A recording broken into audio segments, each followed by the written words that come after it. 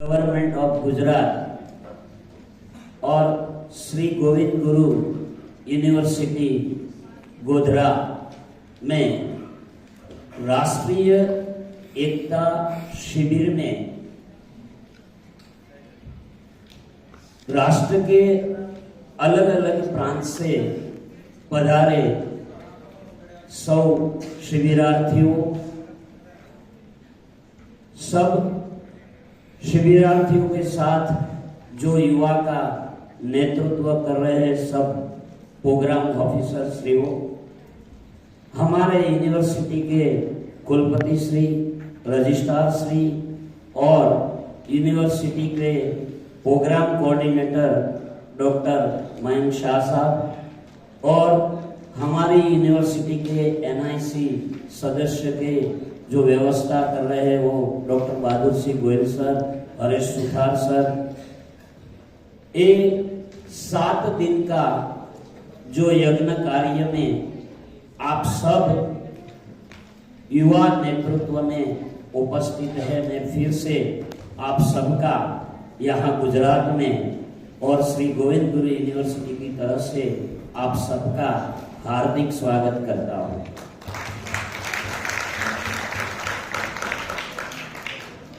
Sir ने बताया कि यहाँ अलग अलग राज्य से यहाँ भी स्लोगन भी लिखा है, एक भारत श्रेष्ठ भारत का। ये नेशनल इंटीग्रेशन कैंप क्या है इसके बारे में आप सबको बताया है और एनएसएस में आने के बाद हमारा जो दायित्व होता है वो क्या होता है युवाओं का। और आज जो एनआईसी की थीम भी है वो ऐसी है, आदिवासी अस्मिता पर्व के रूप में। और यहाँ गुजरात में 2 विश्वविद्यालय ऐसे हैं जो आदिवासी के लिए सर्वश्रेष्ठ काम कर रहा है। एक बिरसा मुंडा ट्राइबल यूनिवर्सिटी और दूसरा ये हमारा विश्वविद्यालय श्री गोविंद गुरु यूनिवर्सिटी। और मैं आपको ये भी बताना चाहता हूँ, आज मैं कुछ व्याख्यान नहीं दूंगा, आपके साथ इंटरएक्शन गवर्नमेंट जो प्रोग्राम चला रहे हैं उसमें हमारे एनएसएस युवाओं को कैसे और वो गांव में हम कैसे काम कर पाते हैं उसके बारे में हम इंटरएक्शन में आपके साथ करूंगा। अलग अलग राज्य से हम आते हैं, राज्य की भी कुछ स्कीम है।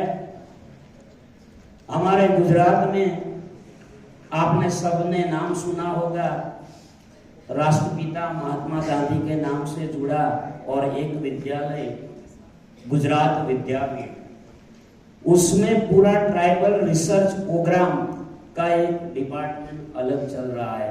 हमारे मोदी साहब भी उसमें अच्छी तरह से काम किया है।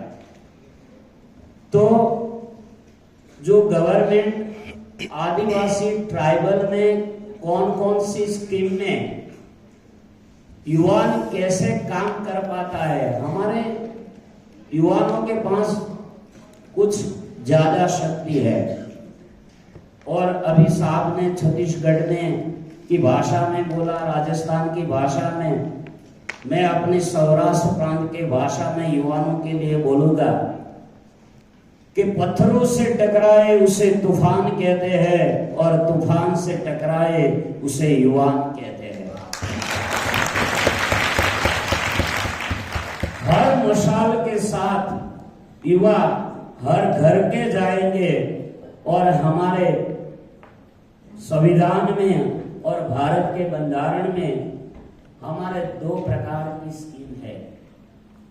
एक पूरा सेंट्रल गवर्नमेंट की स्कीम चल रही है, मैं जो आज स्कीम बता रहा हूँ पूरे आदिवासी एरिया में। और दूसरी जो स्कीम है वो हर स्टेट के राज्य भी चला रहा है, यानी कि उसका मतलब है central government scheme of India और स्टेट गवर्नमेंट ऑफ गुजरात हो, छत्तीसगढ़ हो, राजस्थान हो, कर्नाटक हो, तमिलनाडु हो, ये सब स्टेट के अलग अलग प्रांत में हमारे संविधान में जो बताया उसका पूरा अस्मिता, ये आदिवासी अस्मिता क्या है, आदिवासी के पास हर तरह के जल, जमीन, जंगल, ये जो अस्मिता के रूप में आप इतने दिन भी सारे कार्यक्रम में रात को आप अपनी अस्मिता का आलेखन करते हो गए। कुछ गुजरात के लोग ने गरबा दिखाया होगा, अलग अलग प्रांत से आए आपके पास जो कल्चरल एनएसएस एक ऐसा प्रोग्राम है भारत सरकार के 69 में अलग अलग पंच ने बनाया था। हमको आजादी मिल गई, लेकिन आजादी को टिकाने के लिए ऐसे युवा चाहिए जो दो तरह के युवा हम एजुकेशन डिपार्टमेंट में तैयार करेंगे। एक था जो अनुशासन, डिसिप्लिन और परंपरा के लिए चलने के बाह्य आंतक के लिए तैयार करेंगे, जिसको आप बोलते थे एनसीसी। और दूसरा बाह्य आंतक के साथ गोलियां चलानी है, तीर चलाना है, सब कुछ चलाना है, लेकिन अंदर भी ऐसे लोगों को जागरूक करना है, जिसका काम ये विभाग ने किया। एक ही डिपार्टमेंट के दो बच्चे हैं, एनएसएस और NCC, youth and office and sport department, government of India. हर साल ये भारत सरकार की तरफ से अलग अलग राज्य में एनआईसी कैंप होते हैं, और आप सबको, बच्चे को भी होना याद होना चाहिए कि हर साल एक ऐसा ही एनआईसी कैंप के जैसा यूथ फेस्टिवल कैंप हमारा होता है, जिसमें एनवाई के यानी कि नेहरू युवा केंद्र के बच्चे, स्पोर्ट के बच्चे और एनएसएस के बच्चे, स्वामी विवेकानंद ने जो दिन बताया था युवा दिन 12वीं जनवरी, इस युवाओं को तैयार करने के लिए जो गांव में जागरूकता लाने के लिए और गांव के हर को बढ़िया बेहतर शिक्षित करने का जो दायित्व मिला है वो एनएसएस के बच्चे को मिला है। आप दो प्रकार के वर्ष में काम करते हैं, एक जिसको हम रेगुलर एक्टिविटी बताते हैं, और दूसरी हम पहले 10 दिन की होती थी, अब 7 दिन का एनुअल कैंप बोलते हैं। आपकी हर एक्टिविटी में आपको गांव में ये सफाई कर लिया, ये कर लिया, ऐसा ही नहीं है। वहां जाने के बाद हमारे पास एक उसमें एडॉप्ट विलेज का एक कार्यक्रम आता है। आप सबको याद होगा शायद कि हमारे आदरणीय प्रधानमंत्री जी नरेंद्र मोदी साहब 2014 में एक नया कार्यक्रम जो एनएसएस वर्षों से चला रहा था, उसमें आदर्श सांसद गांव की स्कीम, एमपी की एक स्कीम की शुरू की थी। तो इस सभी कार्यक्रम में हमारा एनएसएस वॉलंटियर का उत्तरदायित्व ये है कि गवर्नमेंट ऑफ इंडिया की जो स्कीम है, मैं यहाँ स्कीम को बहुत सारी है, लेकिन आज जो स्कीम बता रहा हूँ वो ओनली फॉर आपके आदिवासी विस्तार के लिए ही तय की गई है। भारत सरकार ने जो स्कीम बताई, वो स्कीम का अलग अलग स्कीम में फर्स्ट नाम है scheme for income generation activity. हमारा लक्ष्य क्या है? समुदाय के साथ समुदाय को आजीवन इनकम जनरेशन करने के लिए, उसकी आवक 2 गुना हो जाने के लिए उसको कैसे प्रोग्राम में सम्मिलित कर दिया जाए। तो उसका एक कार्यक्रम है NSPFDC करके, उसमें 50% गवर्नमेंट से, सेंट्रल गवर्नमेंट का हिस्सा है पूरा सेंट्रल गवर्नमेंट। तो आप बच्चे को दत्तक गांव में जो एडॉप्ट विलेज में जो आप काम कर रहे हैं वहां उसका पहले आपको बेस सर्वे करना है। इस स्कीम को कैसे गांव वाले को हम बताएंगे उसकी मैं आज बात कर रहा हूं। स्कीम का नाम तो आपके पास होगा। इस स्कीम के साथ जुड़ने के लिए गांव में जाके आपको क्या करना है, तो आपको फर्स्ट प्राइमरी सर्वे करने का है कि जो गांव आप एनएसएस में पसंद कर रहे हैं एडॉप्ट विलेज में, वहां एक मैंने बताया ना scheme for income generation activity, जिस समुदाय की आवक को 2 गुना करने के लिए 5 से 10 साल तक अलग अलग ग्रुप में ये स्कीम लागू करवा जा रही है। इसमें हम फर्स्ट 3 साल ये स्कीम में 5 लाख तक का लोन प्रोवाइड व्यक्तिगत हो रहा है सेल्फ के लिए। कोई गांव में आपको ऐसा जिसकी इनकम कम है उसका भी क्राइटेरिया है, आपको इस स्कीम के बारे में लोग जानते हैं कि नहीं जानते, इसके लिए आपको एनएसएस क्या बताता है, जागरूकता, मोटिवेशन, लोगों के बीच रह के ये कार्यक्रम कैसे लोगों को बताना है। तो उसमें आप कोई नाटक करके आप, मैंने बताया ना कि सर्वे बाद में है, सर्वे तो करना है कि कितने लोग ऐसे हैं, कोई भी स्कीम गवर्नमेंट की है तो उसमें क्राइटेरिया होगा कि इतने से ज्यादा इनकम वाले लोग को आप पसंद नहीं कर पाएंगे। तो जो मोहल्ला है, शहरी है, गांव है, जो बैकवर्ड है, उस लोगों को आप जिसका व्यवसाय, जिसका रोजगार छूटक है, जो आप जिसके खेत मजदूर में काम कर रहे हैं, कोई दुकान में, कोई तहसील में काम कर रहे हैं, तो वो लोग के लिए आप 5 लाख का जनरल इनकम आपके पास है सभी की। तो गांव में भी आपको ऐसा मिलेगा कि सर मेरे पास है पेंटिंग का काम। आदिवासी विस्तार में आप जाएंगे, कल मैंने सुना था जिस यूनिवर्सिटी का नाम श्री गोविंद गुरु हुआ उसी का आप कल उसके स्थान पर आप सब गए थे।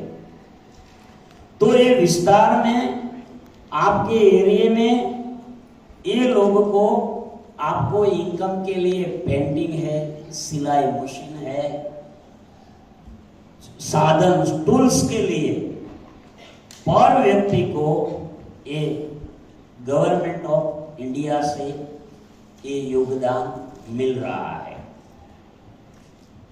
फिर इससे ज्यादा कोई प्रोजेक्ट वाला आपको मिल गया कि मेरा जो काम है उसमें 10 लाख से ज्यादा इन्वेस्ट करने का है, तो इसके लिए भी 10 लाख से ज्यादा प्रोजेक्ट आपको बताना है।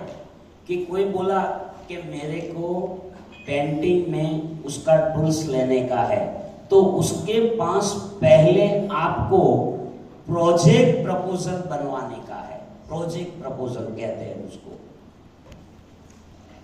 कोई बताएगा कि मुझे सिलाई काम करने का है, तो उसका कॉस्ट कितना होता है, कैसे होता है, सब साधनों टूल्स को मिला के आपको प्रोजेक्ट बनवाना है। उसमें एनएसएस के पढ़े हुए बच्चे ये सब पढ़ के गवर्नमेंट की गाइडलाइंस है, tribal affairs and government of India, उसके पर उसका फॉर्म भी रखा है। गांव में जाएंगे, वो तो अनपढ़ है, उसको कैसे फिलअप करना है, कैसे डॉक्यूमेंट बताना है, वो नहीं बोलेगा। आपका ये काम है। आपकी एनएसएस रेगुलर एक्टिविटी में ये काम आप अपनी डायरी में लिख सकते हैं। जैसे 2 साल के लिए आपको पता है कि 2 साल में एनएसएस में 240 घंटे आपको काम करना है बच्चे को, तो प्रोग्राम ऑफिसर ओनली एनएसएस के नहीं होते, वो तो कुछ सब्जेक्ट के भी होते हैं, तो उसका दायित्व पढ़ाना भी है। तो आप अपने मोहल्ले के आसपास आप जो काम करेंगे वो भी एक एनएसएस एक्टिविटी में आपको कन्वर्ट कर दिया जाएगा। तो आपको ये भी बच्चे को बोलेगा हमको क्या सर फायदा, तो पूरा फायदा है। आप सबको पता होगा एक IG award, Indira Gandhi national volunteer award Bharat सरकार की ओर से दिया जाता है। आप जानते हैं इसके बारे में? बच्चे बैठे हैं, आईजी अवार्ड हर साल भारत में से 16 बच्चे को पसंद किया जाता है। ये उसमें हर साल के लिए जुलाई अगस्त में उसकी प्रपोजल फिलअप करने के लिए आपकी यूनिवर्सिटी में पत्र आएगा। तो आपने जो ये काम किया है उसमें वो आप रिपोर्ट के रूप में बता सकते हैं। जैसे आईजी अवार्ड बच्चे को मिल रहा है, उसी तरह एक काम आपका भी पीओ का भी होता है, तो पीओ को भी आईजी अवार्ड मिलता है। हमारे जो प्रोग्राम कोऑर्डिनेटर है ये गुजरात के प्रथम ऐसे है, पहला फर्स्ट वो आईजी अवार्ड विनर है, हमारे डॉक्टर साहब है। तो आपको इस सब आपको भी मोटिवेशन, पढ़ते हैं तो गोल्ड मेडल हमको मिलना चाहिए, ऐसा है ना हमारा सबका। उसी तरह जो एक्टिविटी का काम हम करते हैं तो उसका भी हम फल रूप क्या प्राप्त करेगा, यज्ञ कार्य में ये फल है आपका। तो बच्चे आपके घर में प्रोग्राम है या नहीं है, आपके गांव के आसपास ऐसा ट्राइबल शेड्यूल जो विस्तार है उसमें एक इनकम जनरेशन स्कीम बताने का है। सभी एरिया में आपका इसका फॉर्म फिलअप करके आप अपने पीओ को दे सकते हैं। और इसका जो डिपार्टमेंट है तो हर तहसील में एक ऑफिस होती है जिसको इंटीग्रेटेड रूरल डेवलपमेंट बोलते हैं, इंटीग्रेटेड रूरल डेवलपमेंट, जिसका गुजराती क्या बोल रहा हूं, संकलित ग्राम विकास योजना। इस सब डिपार्टमेंट के साथ ये आप काम करके उसको एक प्रपोज प्रोजेक्ट कीजिए, तो आपको आपके माध्यम से, बाकी तो आप सब गांव में रहते हैं, पता है कितने बीच वाले दलाल ये काम कर रहे हैं, तो हम तो पढ़े लिखे हैं। एनएसएस में जुड़े हुए बच्चे 3 साल खत्म होने के बाद जॉब नहीं मिली तो ये सब जॉब आपको इनकम कमा के देगा। आप अपना कंसल्टिंग हर 5 साल के बाद गवर्नमेंट, अभी भी मेरे पास एक प्रोजेक्ट है, आपने नाम सुना है, हर जिले में चल रहा है,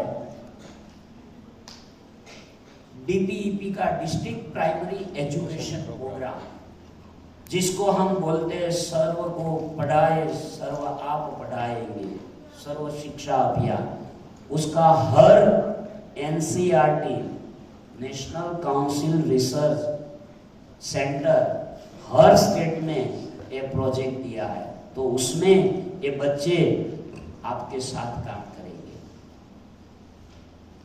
क्वेश्चनरी कैसे फिलअप करनी है उसकी भी ट्रेनिंग मिलती है।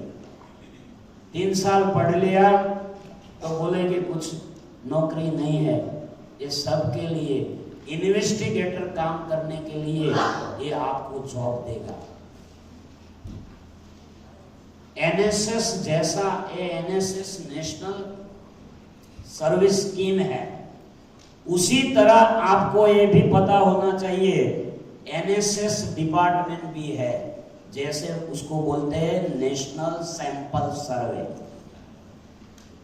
तो नेशनल सैंपल सर्वे का काम भी फील्ड इन्वेस्टिगेटर में ये बच्चे को लगाते हैं। हर स्टेट में एक डिपार्टमेंट है, economics and statistic department, economics and statistic department, जो गवर्नमेंट अपना हर साल हर प्रोग्राम का रिपोर्ट बार पब्लिश करता है। तो रिपोर्ट के लिए जो सर्वे चाहिए तो ये एनएसएस के बच्चे के पास से डेटा मिलेगा। 2 काम उसमें होते हैं, जैसे गवर्नमेंट का भी काम हुआ और बच्चे का भी इनकम जनरेट का भी काम हुआ। उसमें भी गवर्नमेंट आपको चार्ज पेड करता है। जो भी बच्चे काम करेंगे उसकी आपको ट्रेनिंग देते हैं डिपार्टमेंट। दूसरी जो स्कीम है आदिवासी महिला सशक्तिकरण योजना, उसमें 90% फंड भारत सरकार दे रहा है। उसका टाइटल भी ऐसा है, आदिवासी महिला सशक्तिकरण योजना। जैसे इनकम बढ़ाने के लिए हमने पूरे गांव में युवा युवती सबको अलग अलग व्यवसाय से जुड़े हैं। इसमें ओनली फॉर महिला का ग्रुप बनाने का है, जिसे सेल्फ हेल्प ग्रुप के नाम से भी जाना जाता है। लेकिन आदिवासी विस्तार में ये 90% फंड वाला है। जो एसएसजी ग्रुप है उसका नाम से आप शायद परिचित होंगे, सेल्फ हेल्प ग्रुप।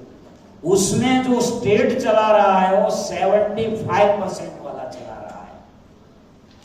आपको ये आदिवासी विस्तार की महिला को इकट्ठा करके उसका 11 से ज्यादा, मिनिमम 11 से ज्यादा महिला को जोड़ना है। उस प्रोजेक्ट की जो कॉस्ट होगी उसमें 90% गवर्नमेंट ऑफ इंडिया आपको सहयोग देगा। तो आप जब एनएसएस के बच्चे गांव में 7 दिन शिविर करने जाते हैं तो आपको ये भी प्रोजेक्ट हर साल एक योजना का प्रोजेक्ट लेके जाना। जैसे शेड्यूल बताया, सुबह योग, सूर्य नमस्कार, 2 बजे से कोई गेस्ट लेक्चर, 4 से 6 बजे हम लोग को मिलने जाते हैं 7 दिन की शिविर में। तभी आप सर्वे कर लेना कि यहां कौन सी महिला घर काम के अलावा उसके पास बहुत सारी शक्ति है। आदिवासी विस्तार में, शहरी विस्तार में जो बहना है वो तो दुकान से खरीदी करके उसका भरत काम ये सब जब उसकी शादी होती है तब ले जाते हैं। लेकिन गांव की बहनों के पास ये जो कला है, आपको ये भी पता होगा कि हर साल भारत सरकार का हैंडलूम डिपार्टमेंट इस कला का प्रदर्शन करता है। तो आपको ये बताना है कि जिसके पास जो भी शक्ति है, महिला के पास भरत काम, टिकी काम, कोई भी मोती, वास, मध, इस सब के आइटम का एक गृह उद्योग आज हमारे गुजरात में, और आप भी नाम तो सुनते होंगे, स्वाद स्वाद में लिज्जत पापड़। ये लिज्जत पापड़ ये दो बहनों के साथ शुरू किया था, वही एसएसजी ग्रुप का उत्तम मॉडल है।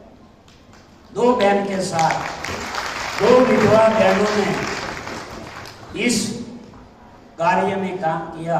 आज पूरा भारत में, और यहाँ पास भी आप आए हैं, कर्नाटक, राजस्थान दूर दूर से आए। एक बार आप देख लेना, अमूल दूध पीता है इंडिया। तो उसमें भी ये जनरेशन का काम, इनकम जनरेशन, तो यहाँ आदिवासी विस्तार में आप दूध डेयरी, मिल्क यूनियन फेडरेशन का भी आप मोटिवेशन प्रोग्राम, जो विस्तार में आप जाए वहां बताना। आज पूरे भारत में जिसका पैटर्न लिया उसका नाम है अमूल, एशिया की सबसे बड़ी। बाकी हर स्टेट में जो भी फेडरेशन ये दूध में काम किया, उसका उत्तम मॉडल यहाँ से प्रसिद्ध किया था। उसमें भी 90% आज भी महिला इनकम जनरेशन कर रही है अमूल से। तो ये महिला सशक्तिकरण, तो उसकी भी स्कीम आप गांव में जब एनएसएस का कार्यक्रम होता है तब आप बच्चे वहां बताना। त्रिस्त्री ये सभी मैंने बताया नहीं कि वो बनाएगा, प्रोडक्ट बनाएगा, लेकिन उसका मार्केटिंग कैसे होगा। आज सबसे बड़ा युग जो कोई है तो ये मार्केटिंग का युग है। आप हर सेकंड में, हर मिनट में आप विज्ञापन देख रहे हैं कि मार्केटिंग कैसे होता है। तो ये सब प्रोडक्ट को मार्केटिंग कैसे करना चाहिए आदिवासी विस्तार में, उसके लिए एक और योजना मार्केटिंग के लिए भी है। उसका नाम है आदिवासी शिक्षा रेन योजना, ASRY, जिसका प्रोडक्ट का मार्केटिंग के लिए जो फंड चाहिए, उसके लिए भी एक गवर्नमेंट आपको 6% ओनली इंटरेस्ट रेट लेके 10 लाख रुपया तक आपको मार्केटिंग करने के लिए ये विस्तार में देगा। तो कोई प्रोडक्ट है तो उसका मार्केटिंग, ये अलग अलग विस्तार का आपने देखा, पिठोरा पेंटिंग, वर्ली पेंटिंग, तो उसका मार्केटिंग करने के लिए जाना है वो बंदे को, लेकिन उसके पास शहर में जाने के लिए पैसे नहीं है। तो आप ये योजना बताना, तो उसको मार्केटिंग के लिए गांव से कैसे बाहर जाएगा, है उसके पास, लेकिन उसके पास ऐसा नहीं है, बड़ी दुकान नहीं है, ऐसा फर्नीचर वाला कैबिन नहीं है, तो बेच, लेकिन उसके पास अच्छी सी आइटम, तो उसको इसमें 5-10 लाख तक की सहाय 6% इंटरेस्ट रेट में मिल सकती है। तो आप कोई एक साल में एक ही प्रोजेक्ट ऊपर काम कीजिए, दरेक योजना पर काम नहीं करने का है। जैसे मैंने ये डिपार्टमेंट में ओनली फॉर इनकम जनरेशन की योजना बताई है, उसी तरह भारत सरकार की दूसरा एक और पोर्टफोलियो है, इसको बोलते हैं लाइवलीहुड प्रोग्राम। तो लाइवलीहुड प्रोग्राम में एक और प्रोग्राम 2026-27 तक उसका फंड हमारे आदरणीय प्रधानमंत्री ने एलोकेशन बंद कर दिया। उसका नाम है प्रधानमंत्री जनजाति विकास मिशन करके। उसमें जो फार्मर भी है और नॉन फार्मर भी है, वो दोनों के लिए ये योजना काम करेगी। जंगल है, जमीन है, जल है, लेकिन किसी के पास नहीं है, तो वो कैसे काम कर पाएगा? तो इसके लिए 5 साल के लिए 2021-22 से शुरू की थी और 25-26 में ये मिशन का काम पूर्ण होगा। तो इसमें प्रधानमंत्री जनजाति विकास में मार्केटिंग हो, उसमें तो मार्केटिंग अलग है, इसमें भी मार्केटिंग अलग है। ट्राइबल सब ट्राइबल विस्तार में उसको प्रोजेक्ट कंसल्टेंट से, उसके पास ज्ञान है, लेकिन उसको कैसे अप्लाई किया तो वो उसके पास नहीं है। तो इसके लिए किसी के साथ कोलैबोरेशन करके वो ज्वाइंट शुरू कर सकता है। किसी के पास शिक्षा है अच्छी और किसी के पास ज्ञान है, नॉलेज है, तो दोनों का कंबाइन करके ए डेवलपमेंट मार्केट का काम कर सकते हैं। तो ये प्रधानमंत्री इस फैसिलिटी में आपको फंड पूरा 100% ये विस्तार में गवर्नमेंट ऑफ इंडिया देता है। राज्य सरकार की स्कीम अलग है, हमारे यहाँ स्कीम दोनों प्रकार की है, सेंट्रल गवर्नमेंट की भी है और स्टेट गवर्नमेंट की भी है। तो ये योजना का भी आप उसमें टेक्नोलॉजी, बिजनेस, उसका वर्कशॉप, उसका एग्जीबिशन, ये करके भी आप सभी को अंदर इन्वॉल्व कर सकते हैं। बच्चे के पास है सब कला।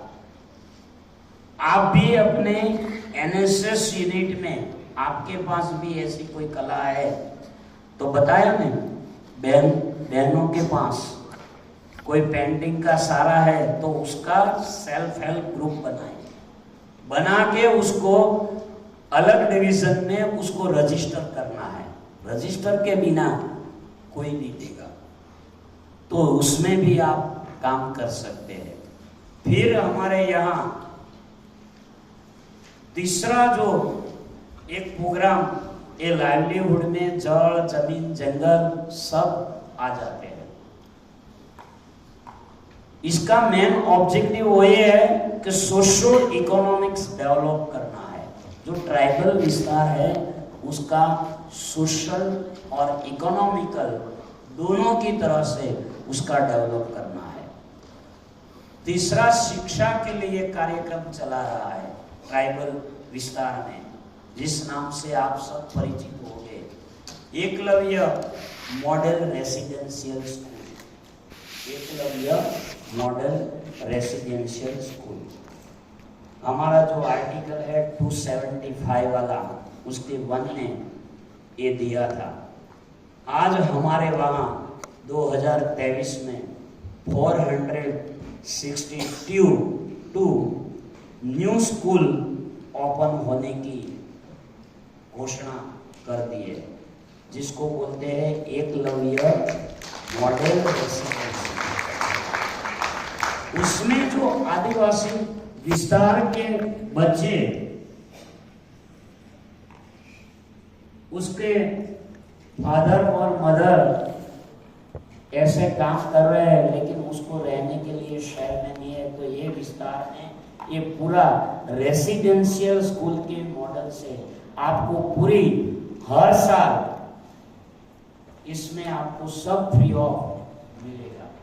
इसीलिए आप, मैंने बताया ना कि ट्राइबल बिरसा मुंडा यूनिवर्सिटी भी एक ट्राइबल डिपार्टमेंट में एजुकेशन स्ट्रीम में अप्रूव हुआ है। बिरसा मुंडा राजपीपला है हमारे यहाँ, तो उसमें पूरा ई डिपार्टमेंट में यूनिवर्सिटी भी अप्रूव हुई है।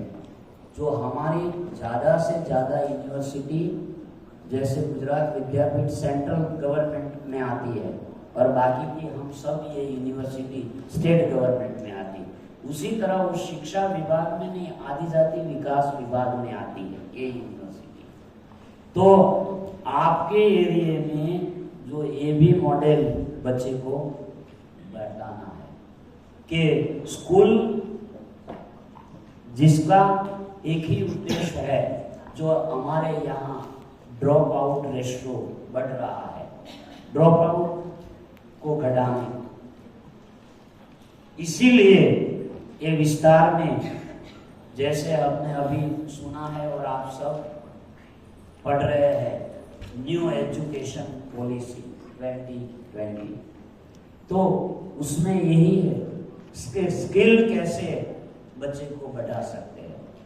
तो ट्राइबल रेसिडेंसी जैसे स्कूल बनाई, उसी तरह ट्राइबल एरिया में ट्राइबल रिसर्च इंस्टीट्यूट्स भी, वोकेशनल ट्रेनिंग कॉलेज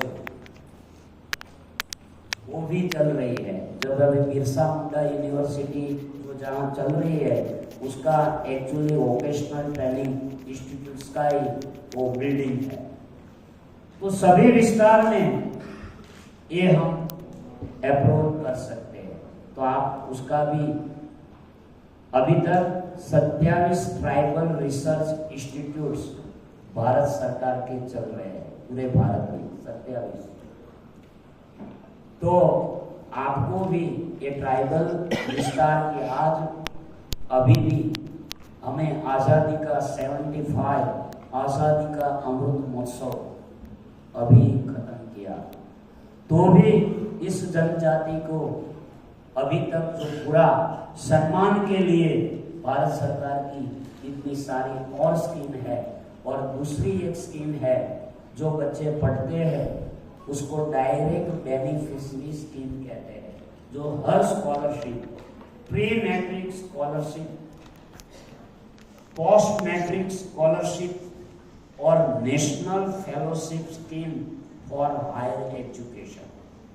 आप हायर एजुकेशन में जो इस जाति से पढ़ने आते हैं, तो आपको ट्राइबल रिसर्च के लिए आपको प्री हायर एजुकेशन फेलोशिप मिलती है, आपका रिसर्च वर्क करने के लिए। पीएचडी, पोस्ट ग्रेजुएशन, एमफिल तो अब खत्म हो गया, और पोस्ट डॉक्टरेट, ये सब के लिए ये नेशनल स्कीम चल रही है। तो उसमें डायरेक्ट बेनिफिशियरी आपके अकाउंट में मिल जाएगी, तो उसका भी 1-2 साल के लिए प्राधान्य है। तो जो बच्चे आगे पढ़ना चाहते हैं, उसके पास फंड नहीं है, तो आप एनएसएस के युवा जब गांव में ये 7 दिन की शिविर करते हैं, तो आप उसमें ऐसे बच्चे पढ़ना है लेकिन उसके पास फंड नहीं है, तो आप ये स्कॉलरशिप वाला फंड के बारे में आप कार्यक्रम करके बता सकते हैं। तो ये सारी 4 प्रकार की जो स्कीम मैंने बताई, एजुकेशन, रिसर्च, इनकम जनरेशन और डायरेक्ट फेलोशिप, ये सब स्कीम भारत सरकार के ट्राइबल विभाग से चल रही है। उसी तरह हमारे जो गुजरात गवर्नमेंट में भी ये स्कीम चल रही है, उसका नाम गुजरात सरकार ने वन बंधु कल्याण योजना करके यहाँ दिया। अलग अलग राज्य में अलग अलग नाम से जाना जाता होगा। वो उसमें 75% गवर्नमेंट ऑफ इंडिया देती है, 25% स्टेट गवर्नमेंट का हिस्सा होगा। हमारे यहाँ जो आदरणीय प्रधानमंत्री जब मुख्यमंत्री थे गुजरात के, तब इस विस्तार की सब को विकास के दायित्व को दिखाने के लिए इसको 10 मुद्दा का प्लान भी नाम से जाना जाता है। ट्राइबल शेड्यूल प्लान 10 मुद्दा 10 अप्रोच बताए। उसमें क्वालिटी सस्टेनेबल डेवलपमेंट कैसे किया जाता है, हायर एजुकेशन और एजुकेशन के लिए कैसे वन बंधु विस्तार में, इकोनॉमिक्स डेवलपमेंट और ट्राइबल रिसर्च के लिए, हेल्थ और हाउसिंग, सेफ ड्रिंकिंग जैसे कि water, irrigation, university, welfare, road और अर्बन डेवलपमेंट के लिए ये सब स्कीम ये वन बंधु में चल रही है। तो इसी विस्तार में हम ये सब गुजरात के जो अलग अलग यूनिवर्सिटी से आए हैं, खास करके बिरसा मुंडा और ये गोविंद गुरु यूनिवर्सिटी, पाटन उत्तर गुजरात यूनिवर्सिटी, तो वहाँ भी ये ट्राइबल में आप एक काम कर सकते हैं।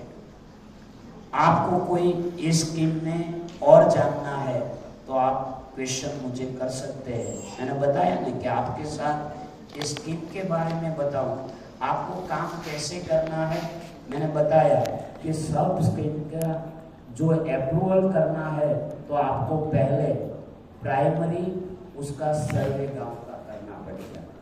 और अभी भी भारत सरकार का एक और कार्यक्रम चल रहा है, उन्नत भारत कार्यक्रम, जिसमें एनएसएस बहुत ज़्यादा काम कर सकता है। तो आपको कोई क्वेश्चन है तो आप मुझे खुशी होगी